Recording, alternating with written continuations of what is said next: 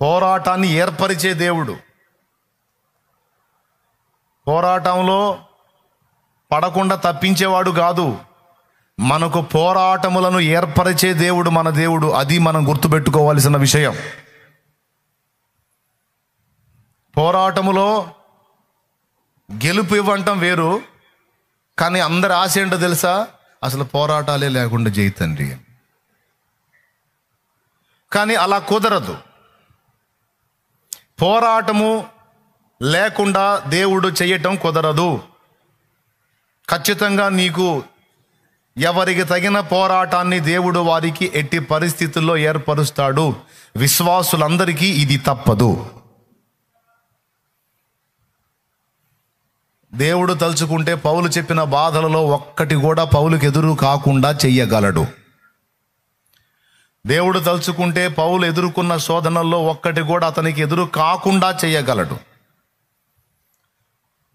అప్పుడు తిమోతి పత్రిక 4:7 లేచిపోయింది. పోరాటమే లేనప్పుడు మంచి పోరాటం పోరాడి తిని, నా పరుగు కడముట్టించి తిని, నా విశ్వాసము కాపాడుకుంటుని, ఇక మీదట నాకు నీతి కిరీటం అన్న డైలాగే ఉండదు. ఇక కిరీటము కొరకు మనల్ని సిద్ధపరిచే దేవుడు మన దేవుడు. సింహాసనానికి సిద్ధపరిచే దేవుడు. రాచరిక వ్యవస్థలో మనల్ని నాయకులుగా ఉంచగోరిన దేవుడు మన దేవుడు. రారాజు, దేవుడు రారాజు, దేవుడు రారాజు. ఆయన తన కుమారులనుగా కుమార్తెలనుగా విశ్వాసమును బట్టి మనల్ని స్వీకరించాడు. స్వీకరించిన వాడు మనకు పోరాటములో అనుభవాలను, విశ్వాస పరీక్షను అనుమతించకుండా దాటిపోనీయడు. అనుభవాలు అందులోనే నేర్పాలి. విశ్వాస పరీక్షలో కూడా అక్కడే మనం పాస్ కావాలి. కాబట్టి పౌలేమో ఏ నామం కోసం కష్టపడుతున్నాడో, ఆ నామం నిమిత్తం ఎన్ని బాధలు పడ్డాడంటే, ఎన్ని తన్నులు తిన్నాడో, ఎన్ని బాధలు పడ్డాడో, ఎన్ని చెరలు అనుభవించాడో, అది వర్ణనాతీతం. కానీ ఇవన్నీ పౌలుకు వస్తున్నా రాకుండా దేవుడు ఆపలేదు. కానీ అందులో పౌలు నశించకుండా దేవుడు కాపాడాడు.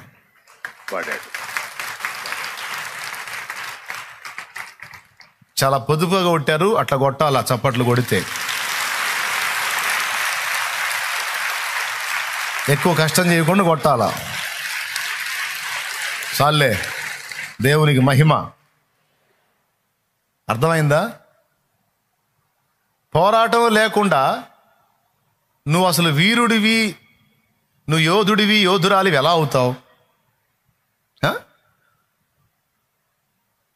పోరాటం లేకుండా నువ్వు యోధుడవి అని రేపు దేవుడు పిలవడానికి, పరిశుద్ధులు అనడానికి ఆస్కారం ఎక్కడా?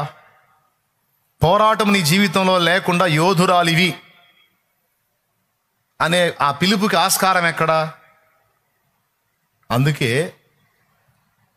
పౌలుకు తెలిసే అన్ని పోరాటాల్లో, అన్ని ప్రతికూలతలు అనుమతించిన దేవుడు మన జీవన పోరాటంలో కూడా మనకి ఎన్నో ప్రతికూలతలు అనుమతిస్తాడు. అది తప్పనిసరి. ఒకవేళ పోరాటం అనేది నీకొద్దా, అట్లయితే యోధుడు అనే పేరు మర్చిపో, యోధురాలు అనే పేరు మర్చిపో, సైనికుడు అనే పేరు మర్చిపో, సైనికురాలు అనే పేరు మర్చిపో. ఉండవేగాయి. కానీ అట్లా దేవుడు ఊరుకోడు. మళ్ళా నీ స్థాయిని బట్టి, నీ విశ్వాస పరిధిని బట్టి నీకు పౌలంతటి పోరాటాలు రావు. పౌలు ఉన్న విశ్వాసపు మెట్టులో ఆ స్థాయికి తగ్గ పోరాటం ఆయనకి, తిమోతి స్థాయికి తగ్గ పోరాటం తిమోతికి, షాలేము రాజు స్థాయికి తగ్గ పోరాటం షాలేము రాజుకి, అలాగే నీ స్థాయికి తగ్గ పోరాటం నీకు నీకు నీకు సేవకుడా నీకు ఈ లైవ్లో వీక్షిస్తున్న వేలాది మందికి ఎవరికి తగ్గ పోరాటాన్ని వాళ్ళకి దేవుడు ఏర్పరిచి ఉంచాడు. అవేమి తెలియకుండా లేవు, అవేమి చూడకుండా లేడు, అవేమి ఎరగని స్థితిలో ఆయన లేడు. అవన్నీ నీ ముందేశాడు, సైలెంట్గా చూస్తా ఊరుకున్నాడు. ఇక్కడ వాటన్నిటిలో నుండి నువ్వు రావాలి. అయితే ఒకటి చేస్తాడు, వాటిల్లో నువ్వు నశించకుండా మాత్రం కాపాడుతుంటాడు. ఆ పోరాటాల్లో నువ్వు ఈయటానికి యోగ్యులుగా చేస్తున్నాడు. దేవునికి స్తోత్రం కలుగును గాక.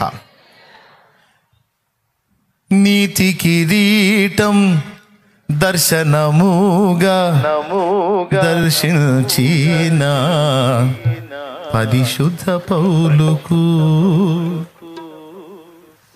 నీతి కిరీటం దర్శనముగా దర్శించిన పరిశుద్ధ పౌలుకు విశ్వాసము కాచినావు, జయ జీవితము నిలిచినావు. విశ్వాసము కాచినావు, జయ జీవితము నిలిచినావు. సర్వోన్నతుడా నీవే నాకు ఆశ్రయ దుర్గము, సర్వోన్నతుడా నీవే నాకు ఆశ్రయ దుర్గము. ఎవరు లేరు నాకు ఇలలో, ఎవరు లేరు నాకు ఇలలో, ఆదరణ నీవేగా, ఆనందం నీవేగా, ఆదరణ నీవేగా, ఆనందం నీవేగా. దేవునికి మహిమ. ఇప్పుడు మీకు డౌట్ రావచ్చు, అంటే అన్నయ్య ఇప్పుడు పౌలు అన్న బతుకంతా ఒకసాట్లేనా అంటే, నో.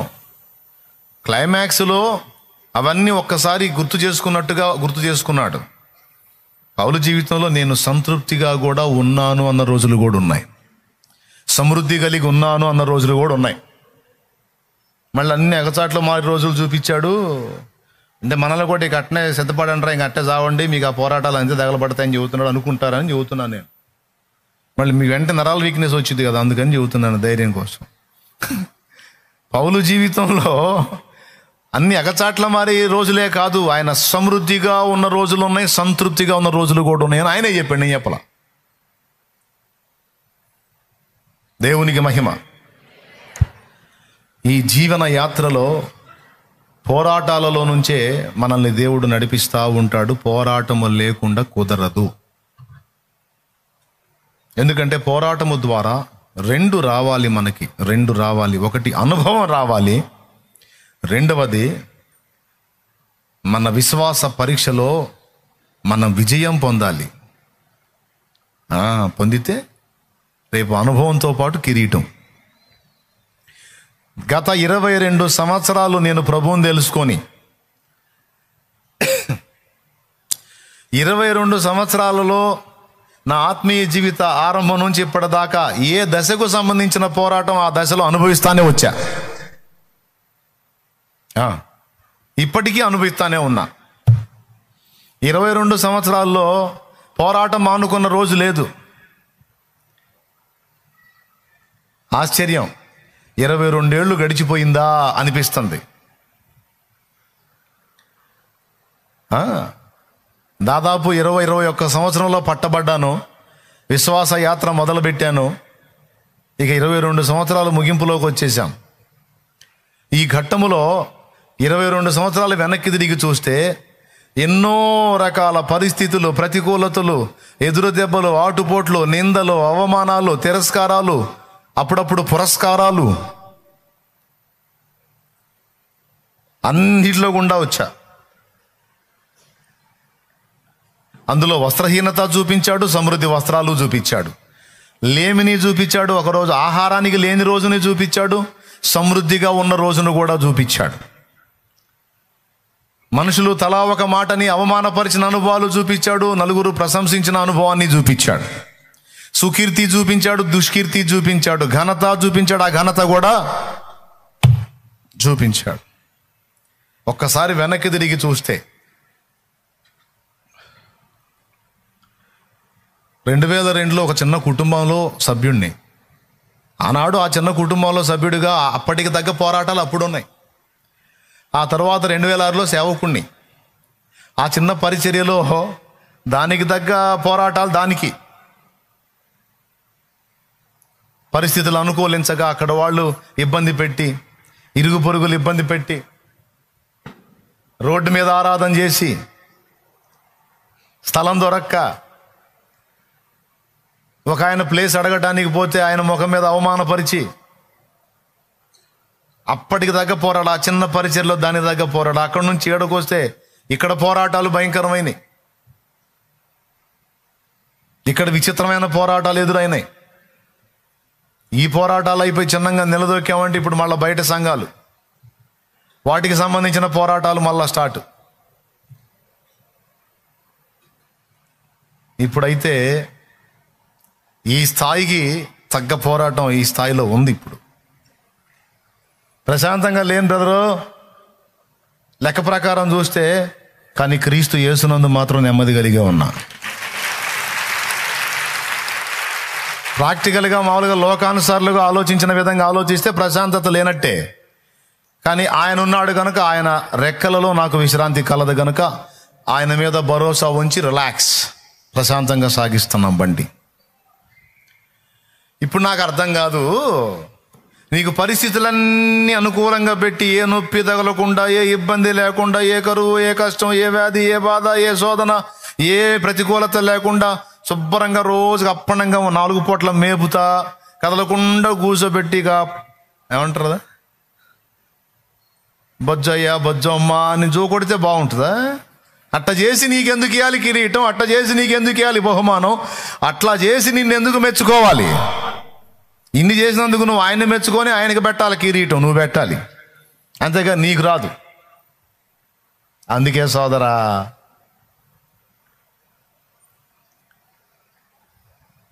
అడుగడుగున పయనంలో అవమానపు హేళనలో నొప్పించే మాటలతో మనసు నలిగి ఉన్నావా? అడుగడుగున పయనంలో అవమానపు హేళనలో నొప్పించే మాటలతో మనసు నలిగి ఉన్నావా? మది నిండిన వేదనను మౌనముగా భరిస్తూ కనుల నిండ కన్నీళ్లతో ప్రభుని చూస్తూ ఉన్నావా? నువ్వు నమ్మిన యేసుడు నిన్ను మరచిపోడెన్నడు. అనుభవాల పాఠం కోసం నిన్ను అప్పగించాడు. పొందే ప్రతి గాయం రూపుమాసిపోయే సమయం సంతోషం ఇక ఆసన్నమాయే. ఎదుకుతున్నావా విడుదల దారి కనరాక? పొందే ఈ శ్రమలు నీతో ఉండవు కడదాకా. ఎదుకుతున్నావా విడుదల దారి కనరాక? పొందే ఈ శ్రమలు నీతో ఉండవు కడదాకా. అదిగో ప్రియునికేగా నీకై యేసురాక. అదిగో ప్రియునికేగా నీకై యేసురాక. ఎదుగుతున్నావా విడుదల దారి కనరాక? ఈ శ్రమలు నీతో ఉండవు కడదాకా. హల్లెలూయా.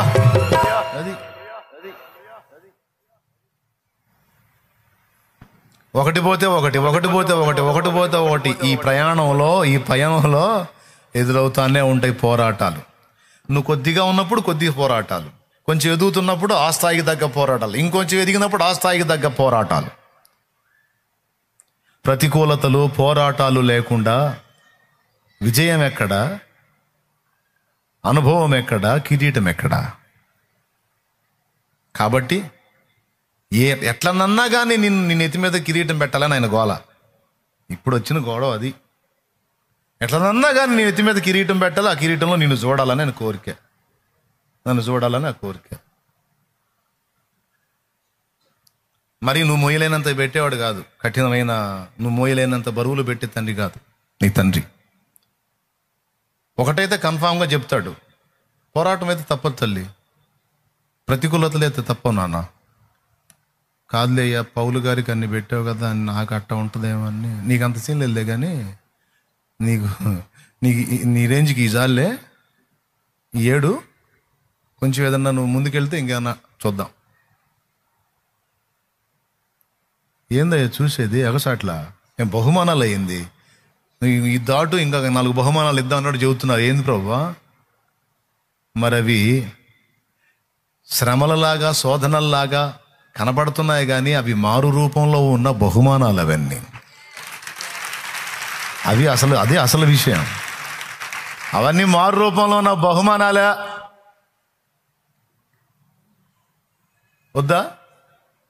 వద్దా నీకు? వద్దంటే చెప్పు, దేవుడితో కూర్చొని మాట్లాడుకో. యుద్ధం విరమించుకుంటున్నాను, నా వల్ల కాదు, ఏదో బతకడానికి 4 రోజులు ఆ తిండి పెట్టు, బట్టలు ఇవ్వు, చాలు, ప్రశాంతంగా తిని బతుకుతాను, స్తోత్రం చెబుతాను, నాకు ఈ రీటాలు వద్దు, బహుమానాలు వద్దు, నాకు ఏం వద్దను, ఏముండవు. అయినా సరే నచ్చ చెబుతాడు, ఊరుకో తిక్కలాడో, నీకు తెలియదు అట్లా కాదులే అంటాడు. వద్దులే ప్రభు అన్న ఊరుకోడు. తండ్రి ఊరుకుంటాడు. నేను బడికి పోవాలే నాన్న అన్న కూడా వద్దులే, కాదులేరా అని బతిలాడతాడు. వినకపోతే 4 తగిలిచ్చేసి సరే పంపిస్తాడు. ఎందుకు? ఎట్లనన్నా కానీ నీకు అంత విద్య నేర్పి రేపు నీ ఫ్యూచర్ నువ్వు పదిలంగా ఉండాలని నాన్న కోరికే. ఈ నాన్న బాధ కూడా అదే. దేవునికి మహిమ.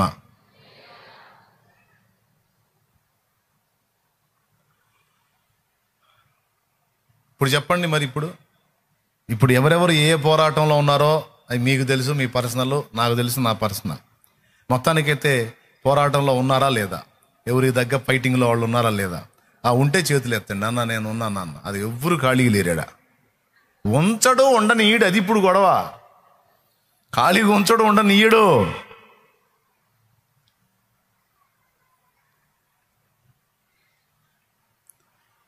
సేవ చేస్తున్నారు మనవాళ్ళు. అన్నీ తీసుకొచ్చి నీకు అనుకూలంగా పెడితే నువ్వు పడిసే పోటే ఉందమ్మాడ. పాస్టర్ గారు, ఏమ్మా, మంచి మంచి విశ్వాసుల్ని, మంచి ప్రేమ కలిగిన విశ్వాసుల్ని, బాగా సమృద్ధి గల విశ్వాసుల్ని, సౌండ్ విశ్వాసుల్ని, అన్ని వాళ్లే చూసుకున్న విశ్వాసుల్ని, నీ కారు కొనిపెట్టే విశ్వాసుల్ని, నీకు రైలు కొనిపెట్టే విశ్వాసుల్ని, అన్ని చేసే విశ్వాసుల్ని, అసలు నీకు ఏ నొప్పి తగలకుండా రథం దిగటం ఎక్కటమే నీ పని. అంతగా చూసే విశ్వాసులు ఇస్తే నీ పోటే ఉందమ్మా, నీ ప్రయాసే ఉందమ్మా, నీ పోరాటమే ఉందమ్మా. అట్లుండదమ్మా. ఒకడిని లైన్ చేస్తుంటే ఇంకొకళ్ళు లెగుతుంటాడు, ఒక ఆమెను సరి చేస్తుంటే ఇంకొక ఆమె తయారవుతుంటుంది. పరిస్థితులు ఉండవు. మందిరం కట్టడానికి ప్రజలు ఉంటారు, స్థలం ఉండదు. కొంతమందికి స్థలం ఉంటుంది, ప్రజలు ఉండరు. చెబుతుంటాం, మారరు. విన్నట్టే ఉంటారు, వాళ్ళు చేసేవాళ్ళు చేస్తుంటారు. మనకు తెలిసినప్పుడే కడుపులో మండిపోతుంటుంది, ఏం చేయాలో అర్థం కాదు. కొడితేనే మళ్ళీ కనపడరేమో. దేవునికి స్తోత్రం. మళ్ళీ మన మీద చెడ్డగా చెప్పుకునేవాళ్ళు.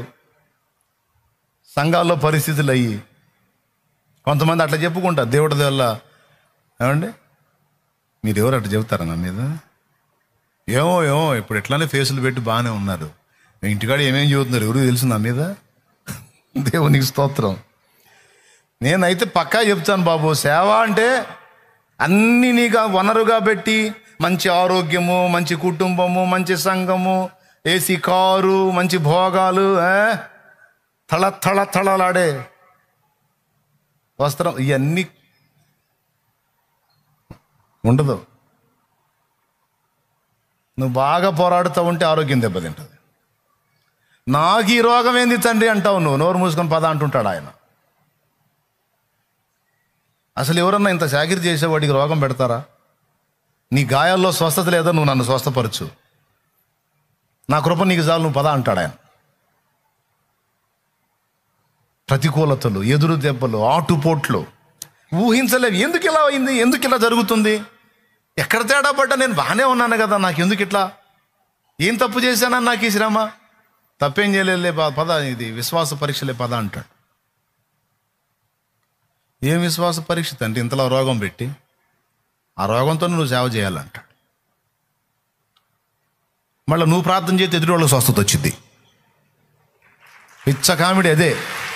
దేవునికి స్తోత్రం. మళ్ళీ నువ్వు చేతులుంచి ప్రార్థన చేయ వాళ్ళ తగ్గిద్ది.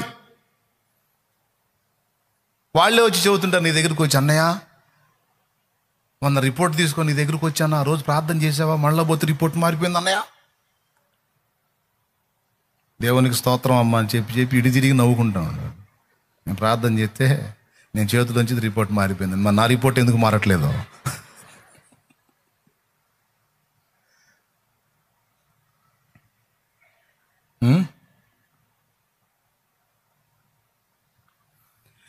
తుఫానులు తమ్ముడు, తుఫానులు. నా జీవిత యాత్రలో ఎన్నో తుఫానులు, నా జీవిత యాత్రలో ఎన్నో తుఫానులు, అయిన నా యేసు నా పక్షమయ్యుండగా, అయిన నా యేసు నా పక్షమయ్యుండగా, తుఫాను నడచి కెరటాల నాపి నడిపించును నా యేసయ్యా, తుఫాను నడచి పెనుగాలు రాపి నడిపించును నా యేసయ్యా, నా విశ్వాస ఓడ యాత్ర కొనసాగుచున్నది, నా విశ్వాస ఓడ యాత్ర కొనసాగుచున్నది, కొనసాగించే యేసు నాకు తోడుండగా, కొనసాగించే యేసు నాకు తోడుండగా, తుఫానులైనా పెనుగాలులైనా, తుఫానులైనా పెనుగాలులైనా ఆపలేవు నా యాత్రను, నా విశ్వాస ఓడ యాత్ర కొనసాగుచున్నది, నా విశ్వాస ఓడ యాత్ర కొనసాగుచున్నది. దేవునికి మహిమ. నమ్మకంగా వెంబడించే వాళ్ళకే పోరాటాలు. గోడ మీద పిల్లిలాగా అయితే అటు దూకుతాం, లేకపోతే ఇటు దూకుతాం వాళ్ళకి అంత పోరాటాలు ఉండవు. నమ్మకంగా దేవుని కొరకు గట్టిగా నిలబడతారు చూడు, ఆశ్చర్యం, వాళ్ళ ఆధారాలన్నీ పోతుంటాయి, వాళ్ళు అనుకున్నవన్నీ పోతుంటాయి. వాళ్ళు ఈయన నాకు ఆధారం అవుతాడు అనుకున్నాడు పోతాడు, ఈమె నాకు ఆధారం అయితే అనుకున్నాం పోయి, వీళ్ళు నాకు దిక్కు అవుతారు అనుకున్నాడు మాయమైపోతారు. ఏంది ప్రభువా ఇట్లా చేశావు? దిక్కు లేదని ఎందుకు ఏడుస్తావు? నేనున్నా కానీ నీకు తోడై భయపడవాకు పదా, జయం నీదేలే పదా, బహుమానం నీకే పదా అంటుంటాడు. ఆనుకున్న ఆధారాలన్నీ కూలిపోతుంటాయి.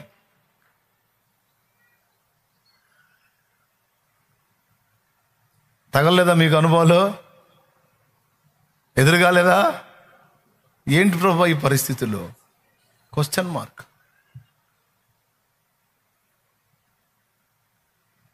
పద పద పద, నడు, ముందుకు సాగు.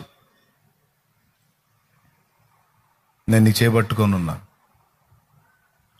నువ్వు దేన్ని ఆధారం చేసుకుంటావు? ఎవరిని ఆధారం చేసుకుంటావు? ఉన్నారు పర్వాలేదులే అనుకుంటావో డ్యామేజ్ అయిపోతుంది. ఒక్కొక్కరికి ఒక్కొక్క టైపు. అందరి అనుభవాలు ఒకే విధంగా ఉండవు. వ్యాపారాలు తలకిందులు అయిపోతాయి, ఆర్థిక పరిస్థితులు తారుమారైపోతాయి, అప్పులు కుప్పలైపోతాయి. ఏంటి ప్రభా ఈ పరిస్థితి? పదా పదా అంటుంటాడు. పోరాటంలో ఇది ఒక భాగం, సాగు ముందుకు అంటాడు. ఎట్లా ప్రభా బ్రతికే కష్టమైపోయింది, ఏం కాదు నీకేం కాదు పద అంటాడు. రోడ్డు పాలయ్యేటట్టున్నాను ప్రభా అంటాడు. అవమానం కలగదు పద, అవమానాన్ని లక్ష్య పెట్టొద్దు పద అంటాడు. ఈ అవమానానికి ప్రతిగా బహుమానం ఉంది పద అంటాడు. నమ్మకం కుదిరిద్దా? విశ్వాసం కలిగిద్దా? విశ్వాసం ఉంటుందా? ఊడిద్దా? ఓడటానికి వీలు లేదు. అది ఇక్కడ ఫైటింగ్, అది ఇక్కడ పోరాటం. ఎందుకు చేసావు ప్రభా ఇట్లాంటి పరిస్థితి, ఎందుకు రప్పించావు నాయన నాకు? నేను ఎట్లా విశ్వాసం ఉంచగలుగుతా?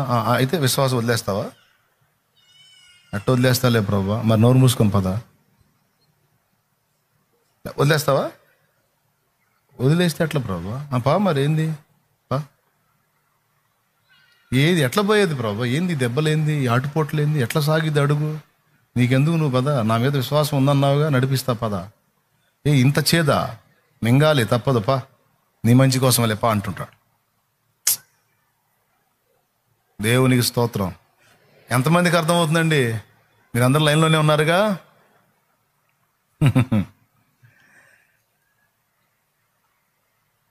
మనం అప్పుడప్పుడు కూర్చొని అడుగుతాం, మన ప్రార్థన అంతా అది ఎక్కువ శాతం అసలు ఏం లేకుండా చేయి తండ్రి నీకు వందనాలయ్యా. ఈ పోరాటంలో సమస్యలు = కిరీటం, రెండో పక్కన పెడతాడు. ఇదిగో దీనిలాగేమో కిరీటం అనుకోండి, అది రా అబ్బాయి.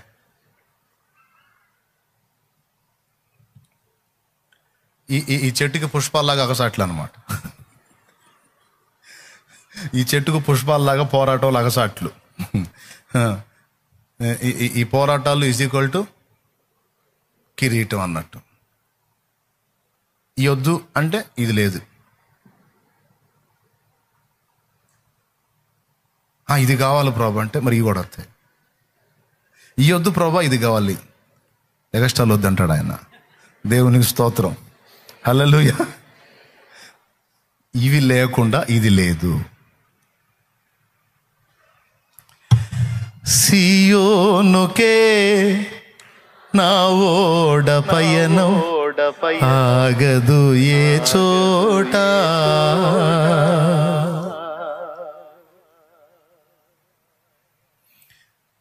విశ్వాసముతోనే ఆరంభించితిని. భర్తను కోల్పోయింది ఒక ఆమె, ఇక్కడ కూర్చుంది. ఏం చేశాడు నాకు యేసుప్రభు అని ఎగ్గొట్ల. పోయినోడు అజ్ఞానంతో పోయాడు. నేను ఎందుకు మానుకుంటాను నా ప్రభుని, నాకు యేసు చాలు అనుకొని వచ్చి కూర్చుంది. నా దేవుని ప్రేమ అర్థం కానోడు వెళ్ళిపోయాడు. నాకు అర్థమైంది, నా ప్రాణం ఉన్నంత వరకు నా ప్రభుని వదిలిపెట్టని వచ్చి కూర్చుంది. ఆ వంక చూపించి అడ్రస్ లేకుండా వెళ్ళిపోవచ్చు లోకంలోకి, వెళ్ళలా. ప్రభు ప్రేమ రుచి చూసింది, ఇంక వదిలిపెట్టుకోదలుచుకోవాలి ప్రభుని. ఈ ప్రాణం ప్రభుతోనే పోవాలి. ఏమ్మా ఎట్లా విశ్వాసం ఉంది? ఎందుకు ఉండదన్నా? పోయినా ఎక్కడ ఉంటారు? నా ప్రభు దగ్గరే కదా ఉంటారు. తిరిగి కలుసుకుంటాం. నా దేవుడు నమ్మదగిన వాడు. నేను కోల్పోయిన వారిని, కోల్పోయిన వారిని నాకు ఇవ్వగల సమర్థుడు. నాకు ఆ విషయంలో సందేహం లేదు. నేను ఎట్లా వదిలిపెడతాను విశ్వాసాన్ని? వదిలిపెట్టే ప్రసక్తి లేదు. ప్రభు బహుమానం ఇస్తాడా ఇవ్వడా, కిరీటం ఇస్తాడా ఇవ్వడా అనేది నాకు తర్వాత సంగతి. కానీ నేనైతే ఇదిగో ఈ పూలు కాదు, ఇన్ని పూలైనా ఇంకా ఇన్ని పుష్పాలైనా నా తండ్రిని మాత్రం వదిలిపెట్టే ప్రసక్తి లేదు. నేను చెప్తున్నా నాయనా, సేవకులకు చెప్తున్నా, ఒక పరిచర్య మీ కళ్ళ ముందు కనపడతా ఉందంటే పూల మీద నడిస్తే ఈ పరిచర్య రాలేదు. పూల మీద నడిస్తే ఏ నొప్పి, ఏ ఇబ్బంది, ఏ బాధ లేకుండా ఉంటే ఈ పరిచర్య కాదు. దేవుడు కృప చూపాడు, పని విస్తరించడానికి కృప చూపాడు, అది సఫలమవటానికి కృప చూపాడు. దాని తరపున వచ్చే ఒత్తిళ్లు తట్టుకోవడానికి కూడా నా తండ్రి కృప చూపాడు. ఎంత చెట్టుకు అంత గాలి అని, ఎంత పనికి అంత పోరాటం. ఎన్ని టైపుల్లో ఆయన తీసుకొస్తే ఇది జరిగిద్ది, ఆయన కృప. పౌలు అంటాడు, ఎక్కువ ప్రయాసపడ్డాను, చాలా కష్టపడ్డాను. ఆయన కష్టపడింది నేను కాదు, నాకు తోడై ఉన్న దేవుని కృప అన్నాడు కనుక నేను అంతే అంటాను. ఇప్పటికీ పడతానే ఉన్నా.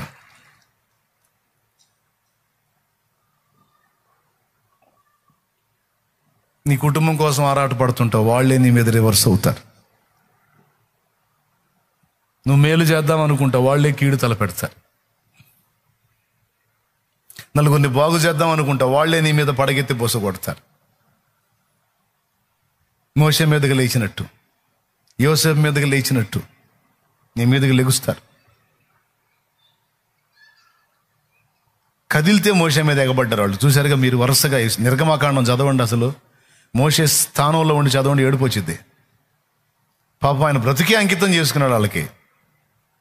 కానీ అడుగడుగున ఆయన్ని శోధిస్తూ వచ్చారు వాళ్ళు. పాపం ఎన్నిసార్లు ఏడ్చుకొని ఉంటాడో మోషే. పెట్టిందంతా తింటారు, అన్ని ఇచ్చినన్ని అనుభవిస్తారు, మళ్ళీ బొస కొడతారు లేచి. కృతజ్ఞతాహీనంగా ప్రవర్తిస్తారు. అయినా సరే అలాంటి వ్యక్తుల్ని కూడా మోయాల్సిందే, అలాంటి వ్యక్తుల్ని కూడా మోసుకుంటూ రావాల్సిందే. అంతే, పోరాటం అంతే, తప్పదు.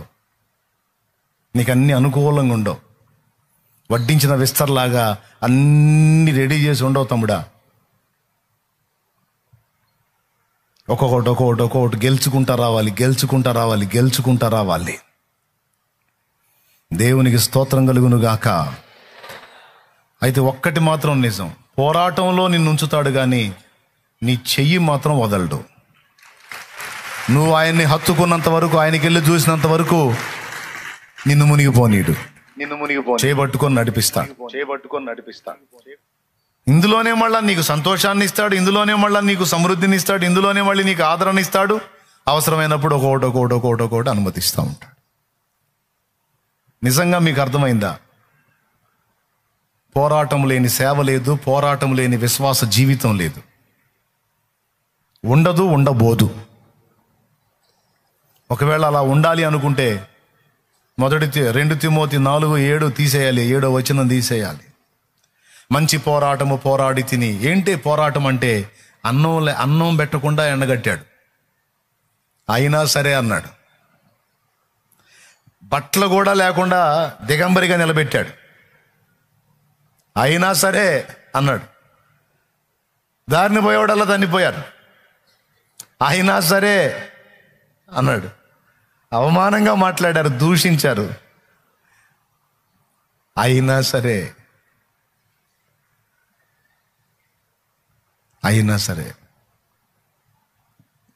నీ అందరి విశ్వాసాన్ని నేను విడిచిపెట్టను, నీకు స్తోత్రం అన్నాడు. ప్రియమైన బిడ్డలారా, ఈరోజు ఈ విషయాలు ఎందుకు చెప్తున్నానంటే, అన్నీ అనుకూలంగా పెట్టి ఇంక నువ్వు గెలిచింది ఏంటి, నువ్వు పోరాడింది ఏంది, నీ విజయం ఏంది, నీ విశ్వాస పరీక్ష ఏంది, రేపు దేవుని దగ్గర మెప్పు మహిమ ఘనత ఏంటి,